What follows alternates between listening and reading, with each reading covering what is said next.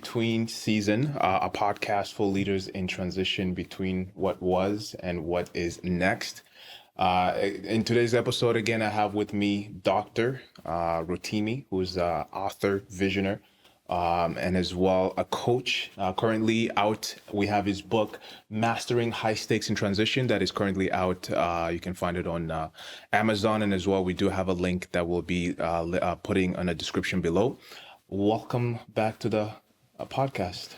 Good to be here again. Awesome.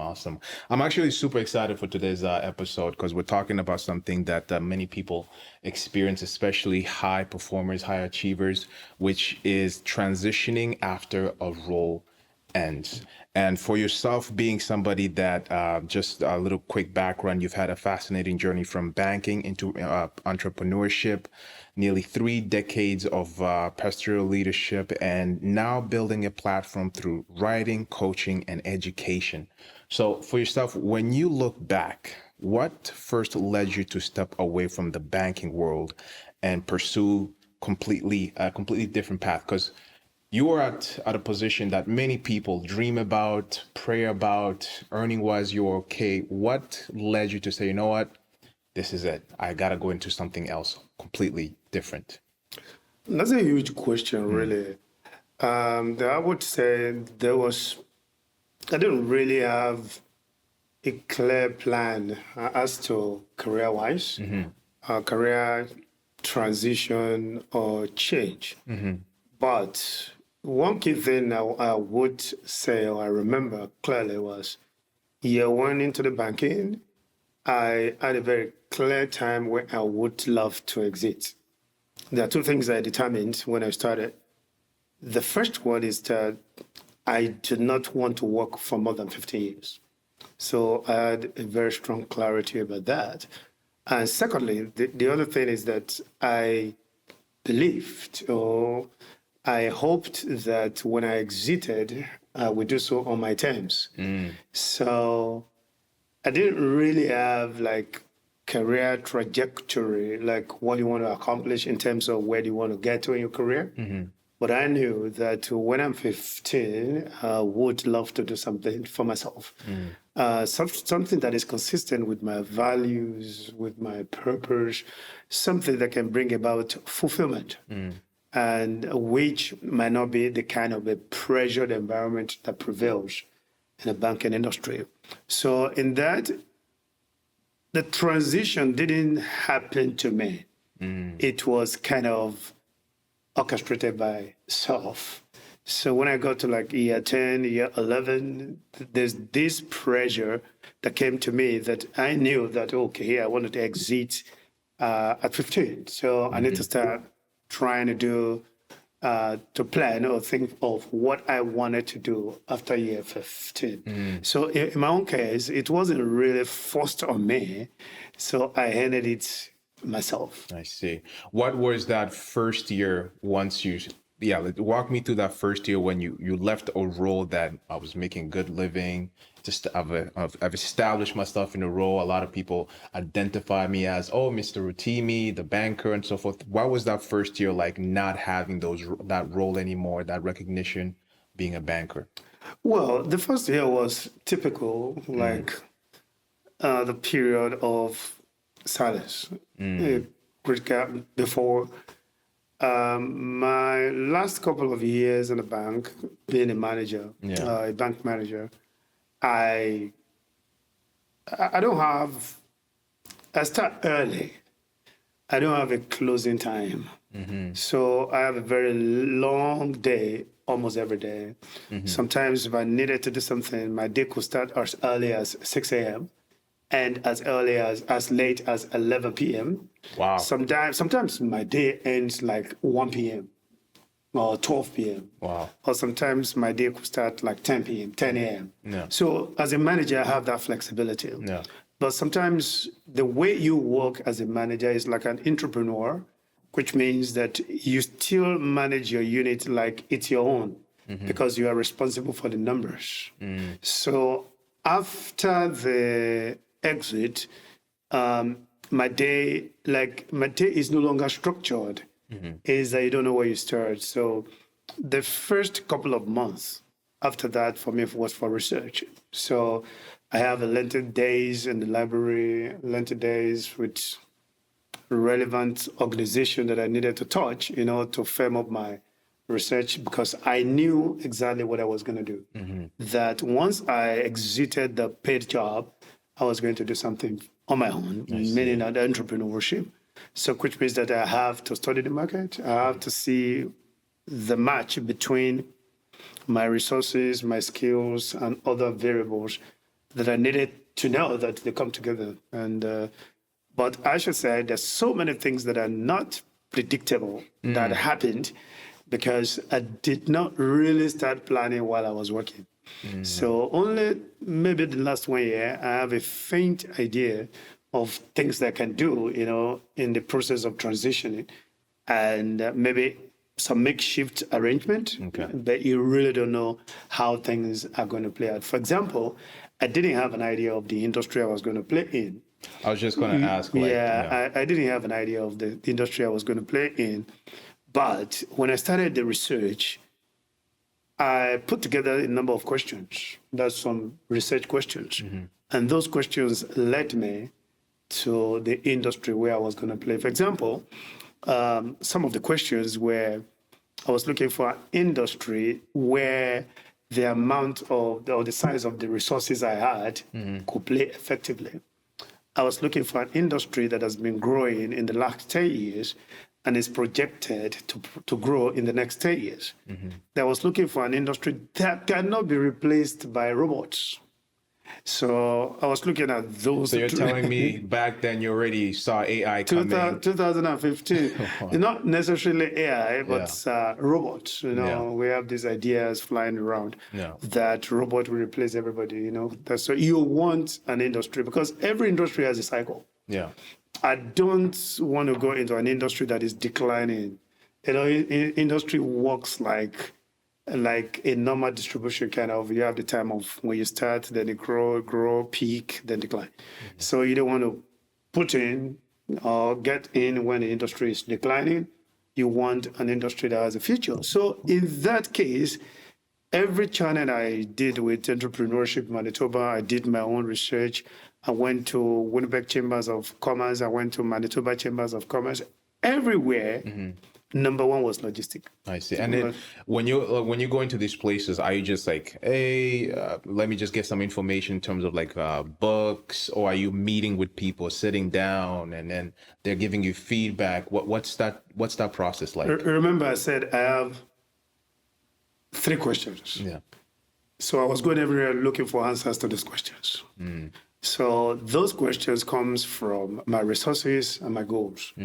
And so what I was looking for are the answers to those questions. I see. And like I said, so those answers gave me the industry. And then we ranked them into 1, 2, 3. But everywhere, the winner was logistics. I see. But then I have to look at logistics, and you see along the value chain, and there are different kind of point where you can play because it's a very vast value chain. So you have to look at it, okay, where exactly do I want to play? So which is a function of your resources and then your capabilities and where you can learn. One more thing that I tried to look for is that I was looking for a plug and play strategy. So in a place where I don't want to start something that doesn't have a brand recognition or a tested and proven process. So I don't want to do that try and error because I don't have the resources to do that. I see. So I wanted a system that exists as a brand name and then a system that has a tested and proven process. I see. Now, for a little bit of a background for the audience, is what people need to understand is the new transition that you went into, the new role that you walked into was in a completely different environment. Absolutely. Right? Completely different atmosphere, different language, different people, different system and culture. How was that like for you? Because I'm sure, like, everybody is not going into business thinking that, yes, it's going to win. Some people go into business in their own, in their home country, and there's still that sense of nerve, that anxious feeling. But for you, it's like, I don't know where, like, Walk me through that like that mind shift of like, okay, this is scratch. I'm starting from this. Yeah, every business has the fundamentals. So if you look at it, it's very basic for any form of business. I see. So the first one you want to talk about service. So whether it's banking, teaching, logistics, whatever, you are in business to solve a problem. So regardless of what you do. So you're just creating solution to a problem in a different way. That's basic. Whatever you do, whether you are producing cars or you are moving people or you are doing any other service. So service. We talked about clients. So the next thing is that you talked very basic is the market. So what is the competition doing? What is the competition? What's the industry? It's the same. You might have different kind of industry, but what is the market saying? What does value means to your potential clients? It's the same thing across board. Then you come back to people, technology, that meaning employees, the people that you need to help get the job done. Then you talk about the training. All those are fundamentals that are the same across board. So whether you go to any industry, whatever. Now, when you now look at the difference is the service. That's just where you have the difference. So in terms of whether you are creating value or you are communicating the value or you are delivering the value. So any business, those are the three things we are doing. You create the value, solve a problem, communicate the value, that is through sales, deliver the value through the operations. Any business, we do those three things. Then those three things will come together to talk about the performance. So how do you track that? So what is the nature of this industry? What's the profit margin is like? So those are the nuanced differences that you can see industry by industry, and they can take care of that after the fundamentals have been taken care of. So it's not a huge shift. So it's just in certain area, you have some huge shift. So because what I was doing as a banker, basically, I develop business. I meet with the clients. They tell me their problems. I provide solution to their problems. So in providing solution to their problem, I will have to, in many cases, because what I do mostly is to lend. So is to analyze risk, dimension, mitigate risk, and lend to customers with certainty that you will get the money back, that the bank will be happy, my employer, and my client will be happy as well. So logically, you're doing the same thing. The service point is different, but we're doing logically the same thing. I see. So there's no big shift. For you, it might not seem like a big shift, but for some people, it might be like a big It could be, because it's the landscape for competition is different. For example, if I working as an employee with a bank, if there's a loss, that loss will not be borne by me. I may lose my job because of it. But, so that is indirect when you talk about the risk. But as an entrepreneur, the major thing is that when there's a loss, it's on me. When there's a problem, it's on me. So the way you approach that is completely different, because you have to pay attention to some details. Right. What was like some hard reality checks once you stepped into the full role of an entrepreneur, when you're like, okay, this is my first day as a boss. This is my first day. My employees are coming in. There's some hard realities. You're like, I did not see this coming, or have I bitten too much than I can handle? Well, the key thing for any entrepreneurship when you start is uncertainty, unpredictability.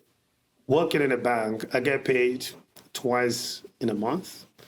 There, at the end of the year, there's some monies that are coming in. They are predictable. So, like, for example, I'll be paid on the 19th. then I'll be paid on the 28th or something. I can't remember now. But I knew money is coming in, whatever happened, Yeah. twice a month. Yeah.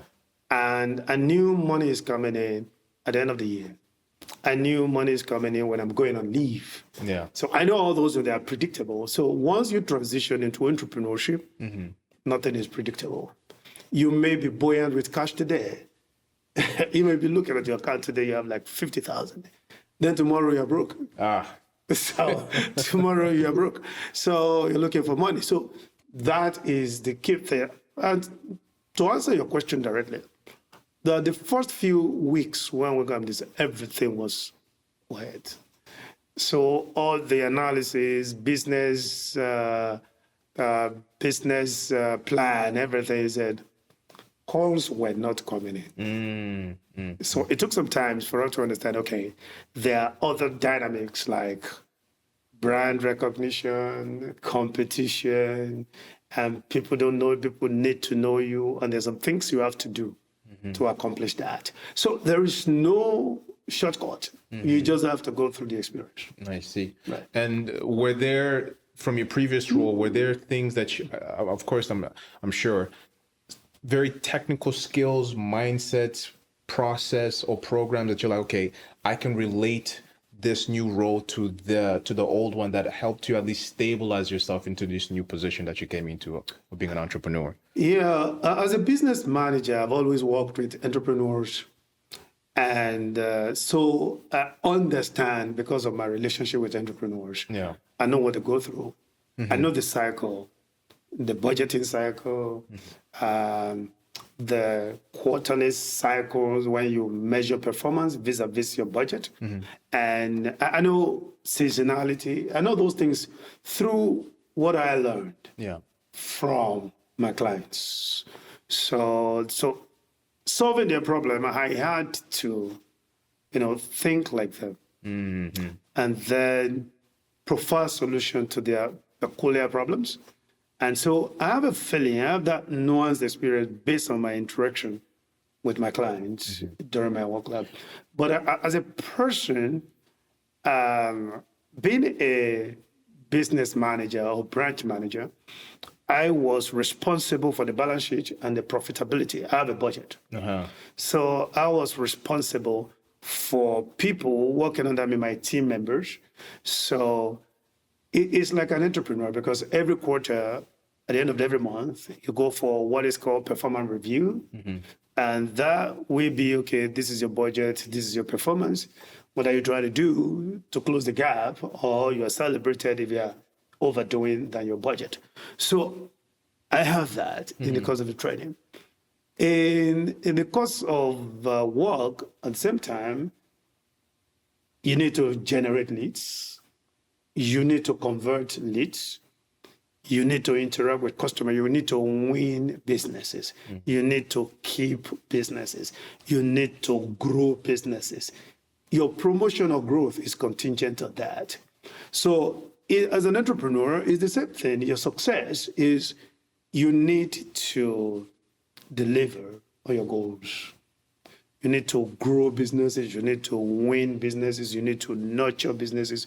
You need to grow businesses. Then again, you can walk back and look at the nuanced skill that you need for this particular industry. Yeah. And then to learn.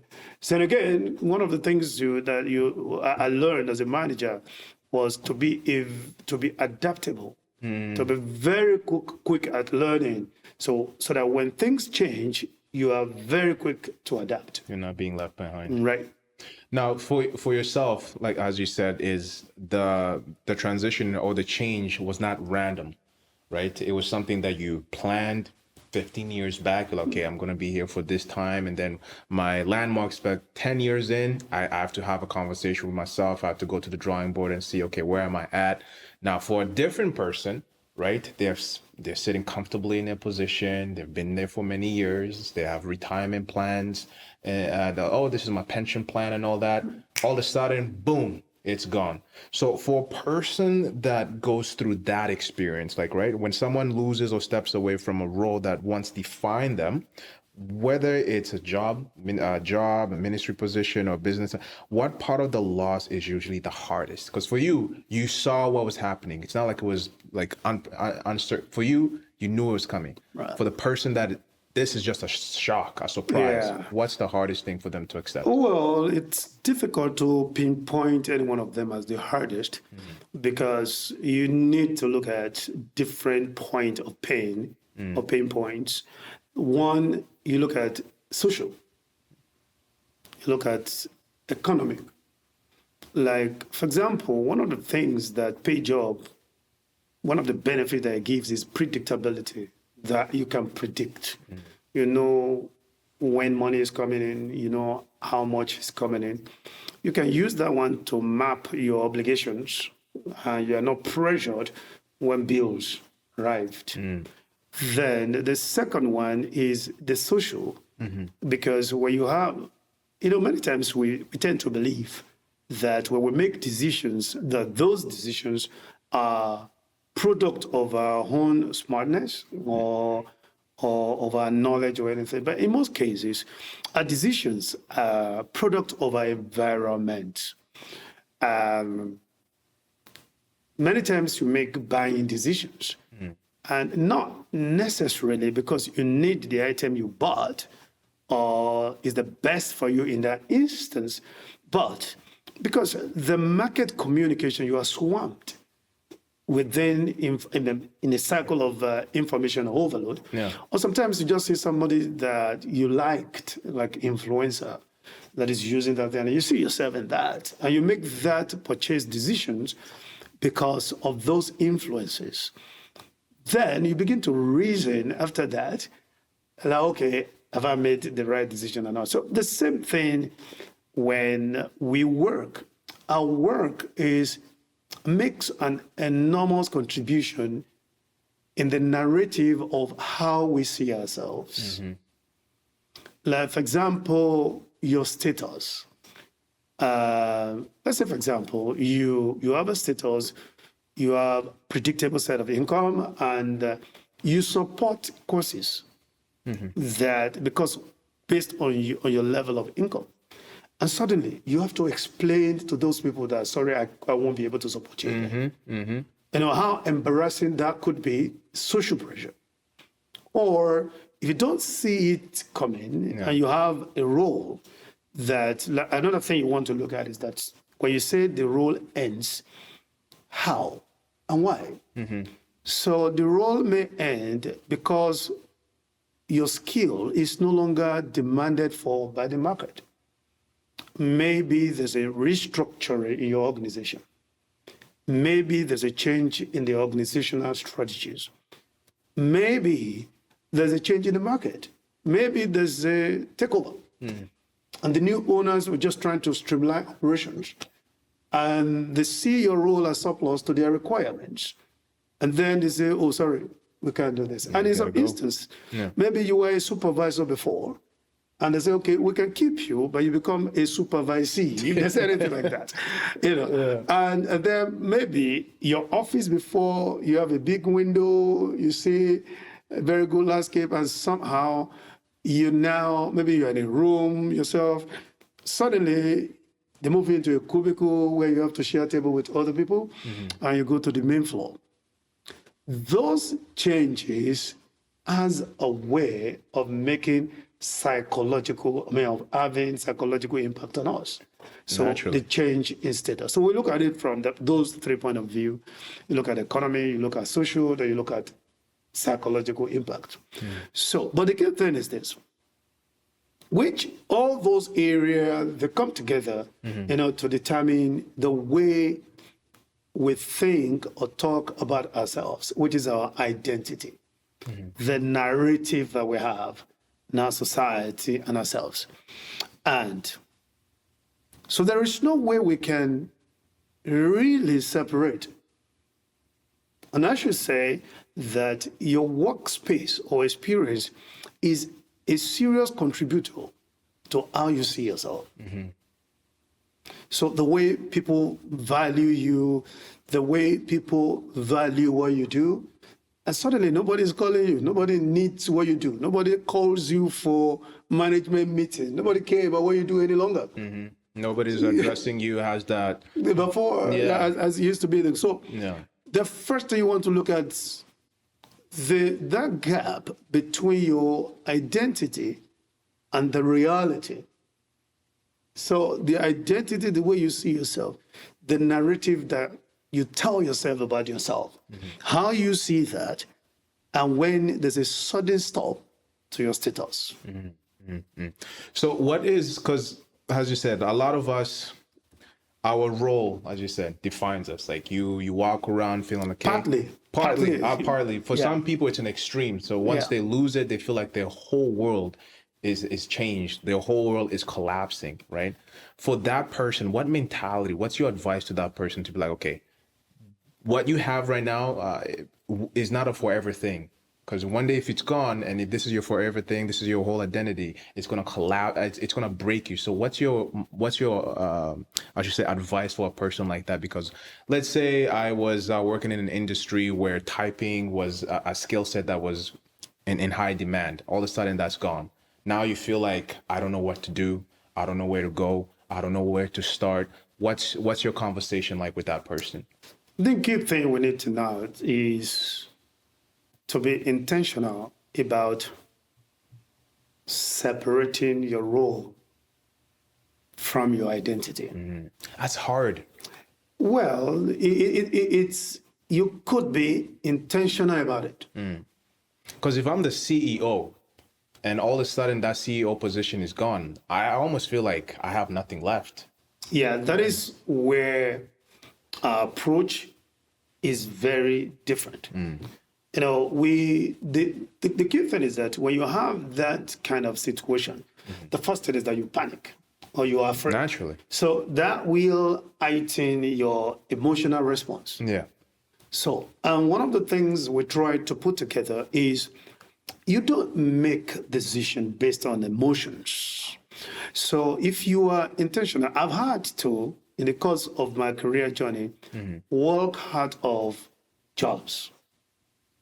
So I have to walk out of jobs. So when you get to a point where you understand that your value proposition is not just to a job, let's put it this way.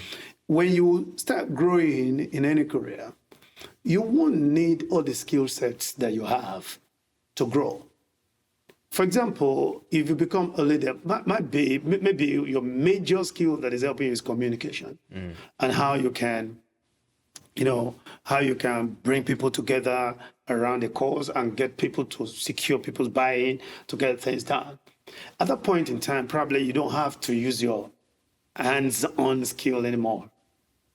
When you're a CEO, you don't do coding, you don't do typing, you don't do all those hard skills.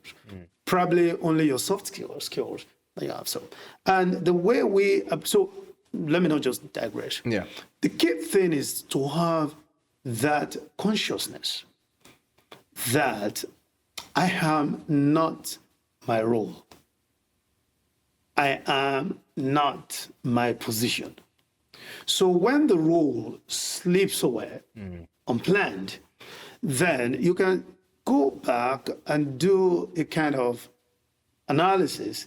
You can do an inventory of your skill sets. Okay. And see, okay, you didn't arrive at this role by accident. What brought me here? What are the skills that I have? And if certain skill that is putting you in a place is no longer required, what other skills do I have? One thing about skills is, or experience, is you can learn about new things fast. So even if you have to transition, if you know your profile and you need to, you understand that you need to learn something new, you need to, how do I put it?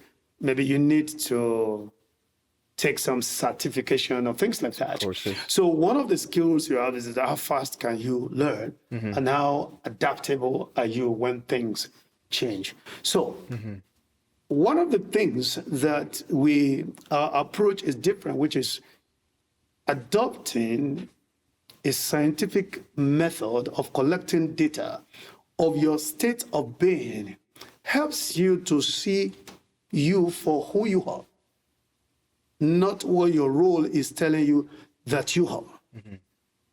So, for example, if your role is because you can sell, because you can lead, because you can galvanize people around a big cause, now you can go back and say, okay, before somebody entrusted you with that kind of office, what were you doing? How did you arrive at this place? So you know that the real you is the real that probably has capacity to transfer skills to other people in terms of training, in terms of consulting. So we should look at our value proposition based on the problems that we solved. The problem we've solved before, the problem we are solving at the moment, and the problem you can solve in the future. When we align our value proposition to solution we can provide, it helps you to make a change or a shift from saying to yourself, okay, if this role is gone, I'm gone. So you will begin to see yourself as someone, okay, this role, I had this role because I can solve this problem. Yeah. Now I can still solve this problem, and this problem. And that will give you peace of mind that if this market is no longer asking me to solve this problem, let me look for somewhere else where other skill set that I have is still required. And once you understand that, the first thing is that it gives you peace of mind. And why that is very important, that when you are in trouble, what you need the most is creativity, your ability to solve problems. So once you have, and that is often leaning on peace of mind. When you are agitated, your creativity, ability is gone. I see. When you're afraid, it's gone. And being a coach and in your book and as well on the website, you talk about having tools that are available in terms of either assessment. Can you talk, kind of introduce us a little bit more on the tools that you teach people on? Right, absolutely. Yeah. So we do have what we call the transition readiness self-assessment tools. Essentially, we just try to make an argument that transition is not unidimensional, it's multi-dimensional. Explain that, please. So what I mean is that we have many dimensions. Okay. In this case, we look at the 5 domains where when anything happens, calm down. Try to take, it's just like a business. If you want to diagnose when a business is having a problem, you go and look at the balance sheet and the income statement. But in most cases, you look at the balance sheet. And what this balance sheet is telling you? Basically, it's telling you, what do you own versus what do you owe? On one side was the liability, on the other side was your asset. Your asset is that what do I own? What is mine? What do I owe? What are my obligations? That's the same thing we're trying to do. Is you in 5 domains, you want to know how ready are you for transition. Now, in many cases, it's not like you have a problem except on the extreme cases where you have someone who probably in 3 or 4 domains, they have a problem. But in most cases, you have deficiency probably in 2 domains. And when you do that, you can leverage other domains where you have strength, to understand what can you do to repair the domain where you have a problem, and then you can move forward to the next level.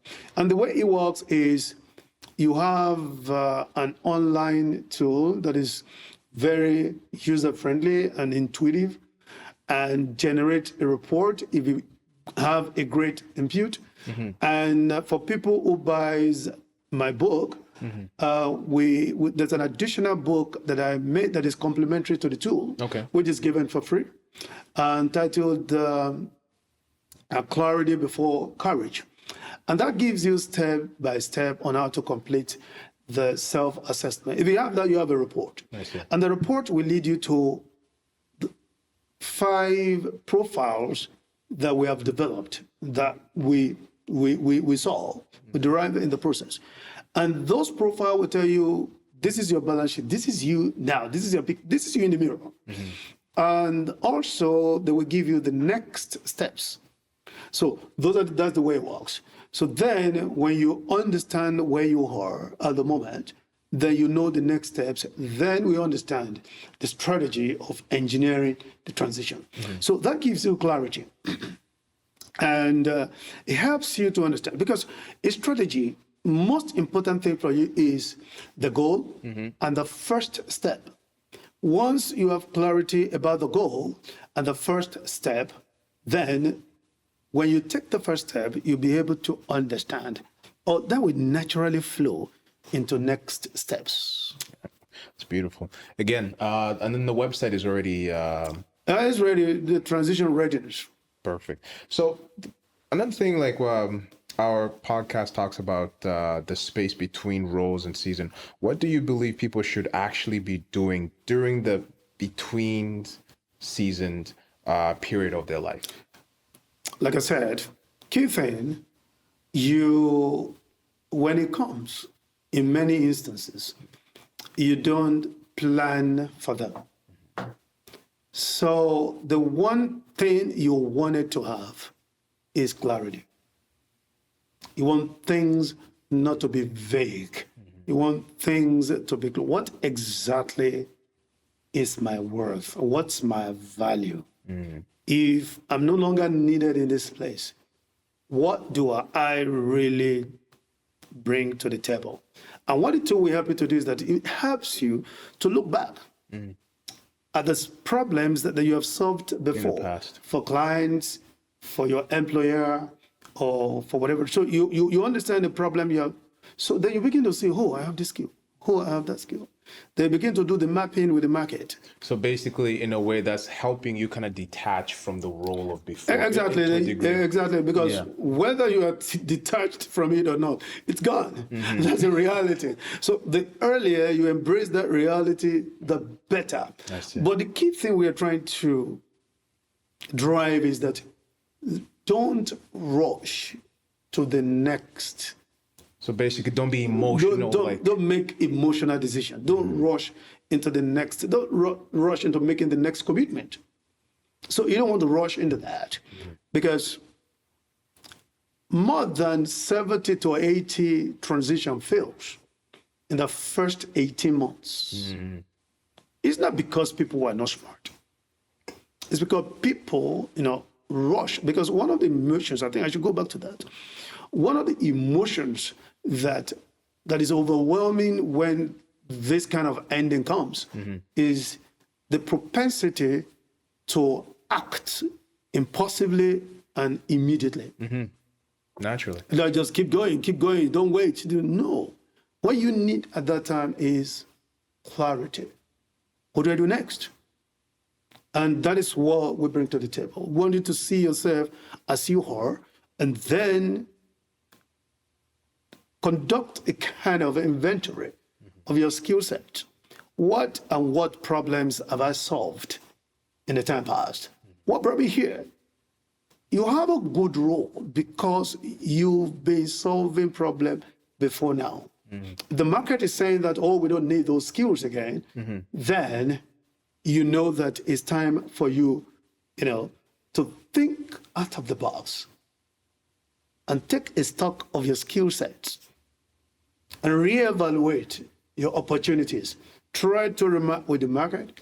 Like I said, as I was saying, because you have 5 different domains, which is the skill readiness, the network readiness, resources readiness, idea readiness, and energy readiness.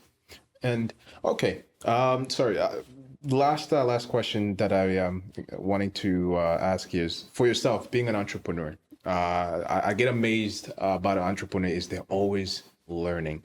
So you've continued to grow during your own transition, writing, coaching, pursuing advanced studies. How important is intentional learning and growth while someone is navigating a role transition? Well, that's a great question.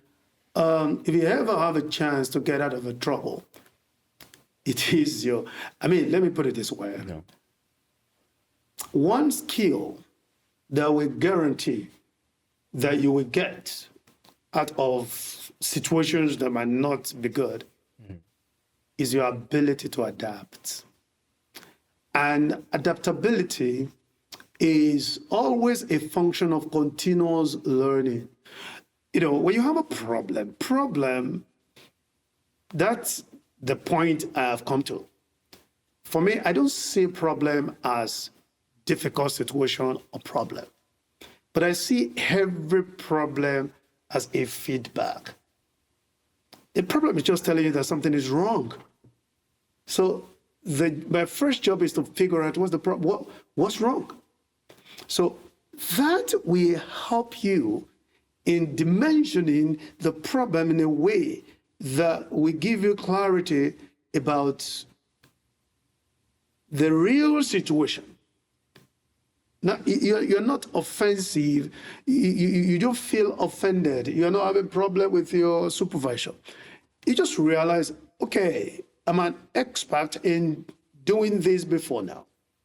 The reality in the market is that this skill, I'm an expert in doing so, to help this organization to solve this kind of a problem. And you look at the market as of today, this problem, we have other methods that solve this problem either cheaper or faster. Mm-hmm.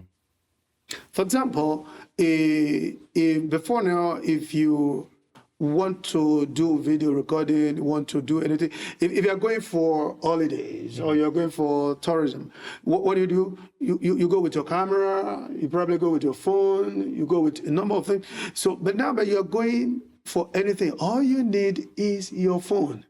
Your phone is your camera, your phone is your email, your phone is your phone, your phone is your text message, your phone is everything. Mm-hmm. So if you happened to be in an industry that separate different kinds, you have camera, you have the microphone, you have all those things, discover that your skill is no longer required. So when you understand, this is not my employer's problem, this is a problem coming from the market. Mm.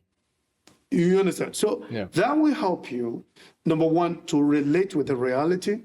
Number two, to dimension the reality, that to think clearly on how to solve the problem. I see. Well, that is all the time that we have for today's episode. Mr. Rotimi, I appreciate your time. I appreciate your insight.